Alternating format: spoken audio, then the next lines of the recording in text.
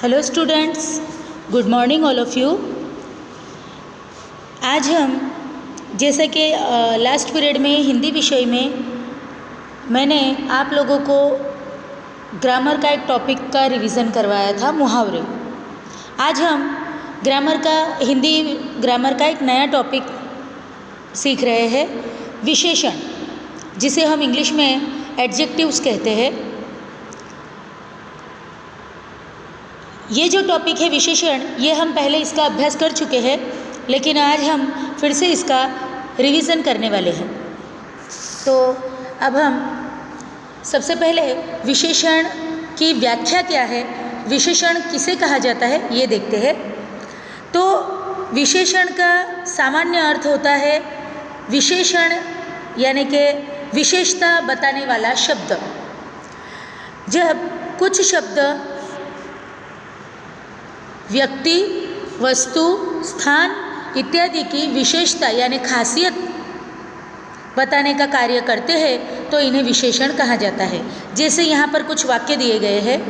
रमन परिश्रमी छात्र है, पृथ्वी गोल है, सूर्य बहुत गर्म है, कक्षा में 40 छात्र है, पहाड़ों की बर्फीली चोटियाँ मनोहर लगती है।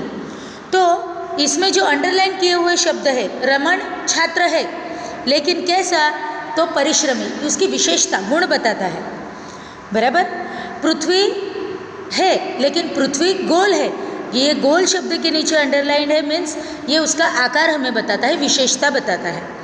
तो ये जो सारे वाक्य है, इनके अंदर जो अंडरलाइन किए हुए वर्ड्स है, परिश्रमी, गोल, गरम, 40, बर्फीली, मनोहर, ये सभी छात्र, पृथ्वी, सूर्य, छात्र और चोटियों की विशेषता बताते हैं, यानी खासियत बताते हैं।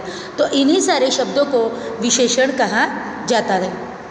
अब व्याख्या समझ में आपको आ गई होगी कि जिन शब्दों के द्वारा संज्ञा यानी नाम या सर्वनाम की विशेषता, खासियत बताई जाती है, उन्हीं को हम विशेषण यानी एडजेक्टिव कहते हैं। अब विशेष्य क्या है? विशेषण जिन शब्दों की विशेषता बताता है, खासियत, जिसकी खासियत बताता है, उसे विशेष्य कहते हैं, संज्ञा या सर्वनाम। अब प्रविशेषण क्या है? विशेषण की मात्रा या विशेषता बताने वाले शब्दों को ही प्रविशेषण कहा जाता है। जैसे कि भारत बहुत विशाल देश है, गंगा का मैदान अत्यधिक विस्तृत है। देखो, भारत देश है, विशाल जो है ये क्या है, उसकी खासियत है, विशेषण। लेकिन बहुत विशाल, बहुत जो शब्द है वो अत्यधिक प्र है, यानी प्रविशेषण है, ज़्यादा बताता है, प्रविशेषण। अब विशेषण क्या है वो हमको समझ में आ गया है। अब विशेषण के 4 अलग अलग प्रकार हैं, हम उन्हें देख लेते हैं।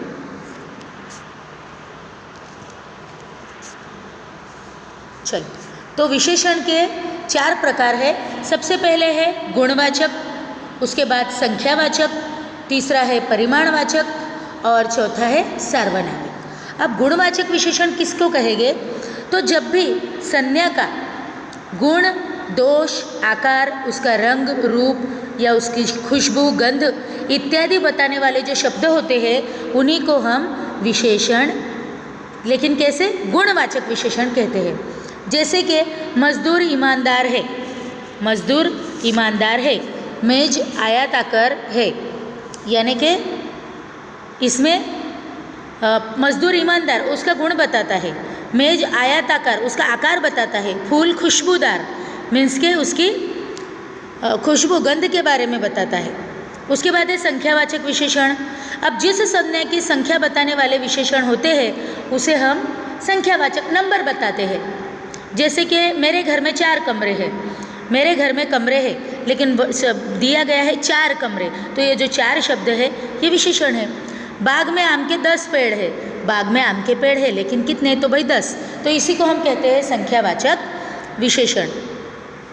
उसके बाद है परिमाणवाचक विशेषण।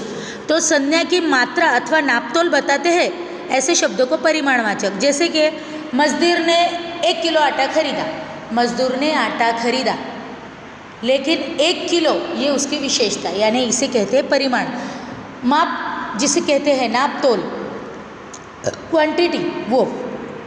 उसके बाद है सार्वनामिक विशेषण। अब जो विशेषण संज्ञा से पूर्ण लगकर उसकी ओर संकेत करता है उसे हम सार्वनामिक विशेषण कहते हैं। जैसे ये मेरा घर है, वह तुम्हारा कमरा है, वे मजदूर आज नहीं आएंगे, ये सारे मेरे दोस्त हैं, ये सारे सार्वनामिक विशेषण है। यहाँ पर कुछ उदाहरण हैं, जैसे दर्शन, उसका विशेषण में कन्वर्ट करना हो तो दर्शनीय, टिकना तो टिकाऊ, तो इसी को हम विशेषण कहते हैं। तो देखो बच्चों, परीक्षा में आप लोगों को 2 तरह से प्रश्न आ सकते हैं। या तो आपको शब्द दिया गया होगा कि इस शब्द का विशेषण बनाइए, या तो फिर आप लोगों को वाक्य दिया गया होगा कि प्रस्तुत वाक्य में विशेषण शब्द कौन सा है वो ढूंढ निकालना है। ओके, तो ये विशेषण जो टॉपिक है, आई होप कि आप लोगों की समझ में आ गया होगा। आप लोगों को इस टॉपिक का अच्छे से अभ्यास करना है, वीडियो सही से सुनना है, और जिन लोगों ने ये टॉपिक लिखा नहीं है वो लोग प्लीज़ लिख लें। तो यहाँ हमारा ये जो टॉपिक है विशेषण, ये पूरा होता है। आप लोग इसका अभ्यास कीजिए। So goodbye, take care and thank you very much.